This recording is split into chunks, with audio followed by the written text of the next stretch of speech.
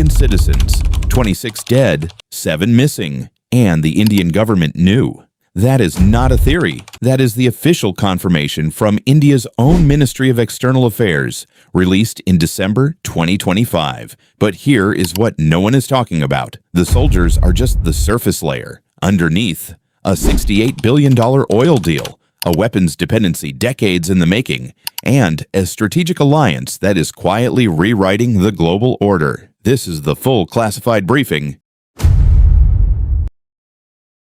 Welcome back. Here is the Allies, and today's briefing covers one of the most strategically complex relationships in the world right now, India and Russia. On the surface, India is neutral. New Delhi has never condemned Russia's invasion of Ukraine. It has abstained on every UN vote. It publicly calls for dialogue and diplomacy. But behind that neutral mask, the intelligence tells a very different story. India is Russia's largest arms customer. India is now Russia's top oil buyer, and over 200 Indian citizens have been recruited, some by force, to fight in Russia's war machine. Today, we break it all down. 3 layers, 3 classified files, and 1 strategic assessment that will change how you see this war.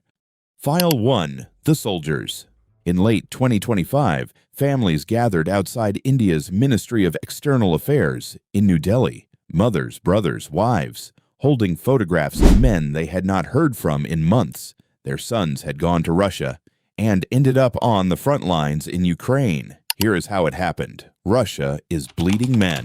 The grinding war in Ukraine has created a manpower crisis that the Kremlin cannot solve domestically, so it built a shadow recruitment network, and it reached all the way to India. Young Indian men, many desperate for work, were contacted by agents. They were offered legitimate jobs: security guards, logistics workers, support staff. Some traveled on student visas.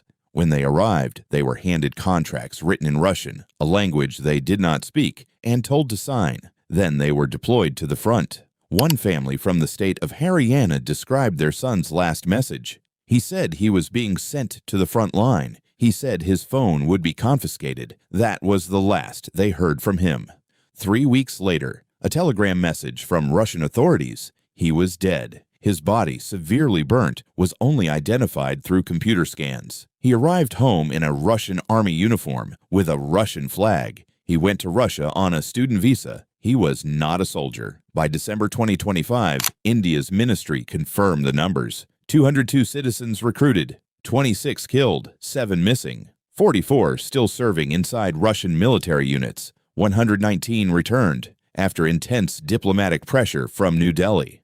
Russia was using Indians as cannon fodder, and the Indian government, while publicly condemning the practice, has still not cut ties with Moscow. Why? Because the soldiers are not the real story. The real story is oil.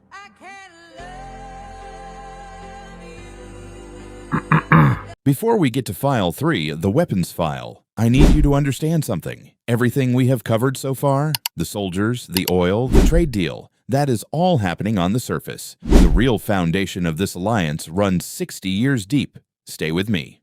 Since the 1960s, before the Soviet Union collapsed, before Putin was president, before the Ukraine war began, Russia has been India's primary weapons supplier. Today, approximately 60% of India's entire military arsenal is of Russian origin or Russian-licensed design. Tanks, fighter jets, surface warships, India's nuclear submarine program, all built on Russian technology. This is not a preference. It is a dependency. India cannot simply pivot to American or European weapons overnight. The supply chains, the maintenance systems, the training protocols, all built around Russian hardware. Switching suppliers would take a decade and cost hundreds of billions of dollars. The May 2025 India-Pakistan conflict exposed this dependency in real time. Most of the weapons systems India deployed in one of the most watched military engagements in years were of Russian origin.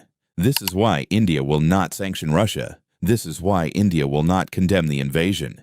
Because if Russia falls, or if Russia turns off the weapons pipeline, India's entire military capability is at risk. New Delhi is not choosing Russia over the West. New Delhi is choosing its own survival. If this briefing is giving you intelligence you are not getting anywhere else, hit the subscribe button right now. Every week, the analyst delivers classified level breakdowns of the conflicts shaping our world. You do not want to miss the next one. So what is India's actual strategy here? New Delhi calls it strategic autonomy, the doctrine of refusing to be absorbed into any single bloc, Western, Eastern, or otherwise. India trades with the U.S. It buys weapons from Russia. It is in dialogue with China. It maintains relationships with Iran. It belongs to no permanent alliance. In a world increasingly defined by binary choices, with us or against us, India is playing a third game entirely, and it is winning. Russia needs India to survive Western sanctions. India gets discounted oil worth tens of billions and maintains its weapon supply chain. The United States, despite the tariffs and the pressure, cannot afford to fully alienate the world's most populous nation, its largest democracy, and one of its fastest-growing markets. India has leverage everywhere, and it is using every bit of it. But here is the strategic risk that New Delhi's planners are losing sleep over. Russia is weakening. If Moscow loses or is significantly diminished, India loses its weapons guarantor, its oil discount, and its strategic cover, all at the same time. At that point, India is exposed, underarmed, overdependent, and surrounded by rivals. That is the classified risk assessment, and it is the reason behind every move India is making right now.